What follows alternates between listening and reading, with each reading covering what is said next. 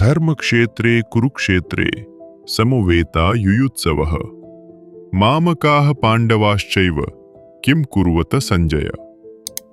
और इसका तात्पर्य, भगवद गीता एक बहुपठित आस्तिक विज्ञान है जो गीता महात्म्य में सार रूप में दिया हुआ है।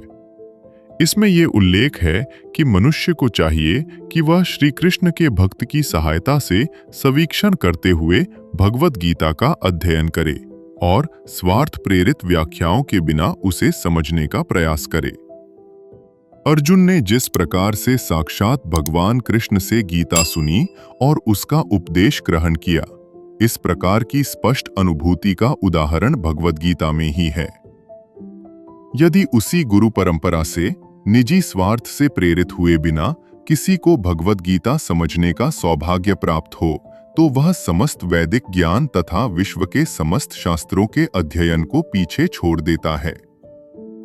पाठक को भगवद गीता में न केवल अन्य शास्त्रों की सारी बातें मिलेंगी, अपितु ऐसी बातें भी मिलेंगी जो अन्यत्र कहीं उपलब्ध नहीं हैं।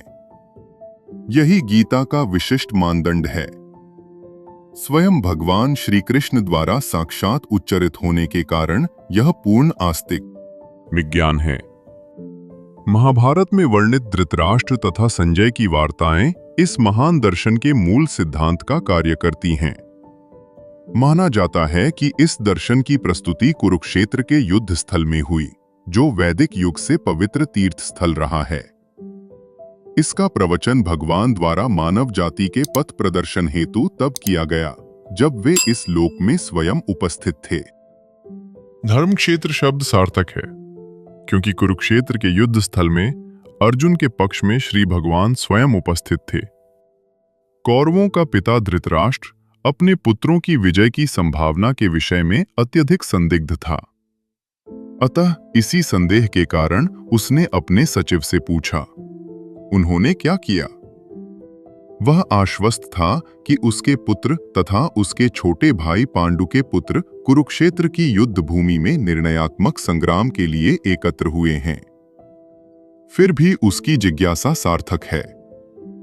वह नहीं चाहता था कि भाइयों में कोई समझौता हो, अतः वह युद्ध भूमि में अपने पुत्रों की नियति, भाग्य, भावी के विषय में आश्वस्त होना चाह रहा था। चूंकि इस युद्ध को कुरुक्षेत्र में लड़ा जाना था, जिसका उल्लेख वेदों में स्वर्ग के निवासियों के लिए भी तीर्थ स्थल के रूप में हुआ है, अतः धृतराष्ट्र अत्यंत भयभीत था कि इस पवित्र स्थल का युद्ध के परिणाम पर न जाने कैसा प्रभाव पड़े।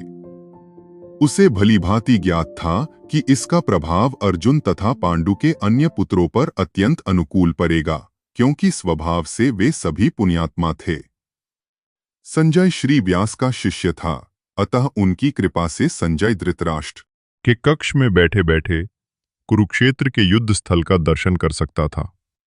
इसीलिए धृतराष्ट्र ने उससे युद्ध स्थल की स्थिति के विषय में पूछा। पांडव तथा धृतराष्ट्र के पुत्र दोनों ही एक वंश से संबंधित हैं, किंतु यहां पर धृतराष्ट्र के वाक्य से उसके मनोभाव प्रकट होते हैं। उसने जानबूझकर अपने पुत्रों को कुरु कहा और पांडु के पुत्रों को वंश के उत्तराधिकार से विलग कर दिया। इस तरह पांडु के पुत्रों अर्थात अपने भतीजों के साथ धृतराष्ट्र की विशिष्ट मनस्थिति समझी जा सकती है।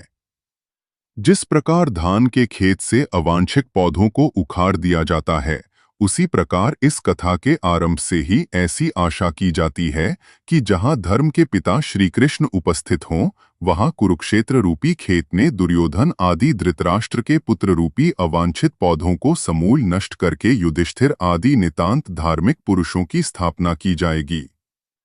यहाँ धर्मक्षेत्रे तथा कुरुक्षेत्रे शब्दों की उनकी ऐतिहासिक तथा वैदिक महत्ता के अतिरिक्त यही सार्थकता है।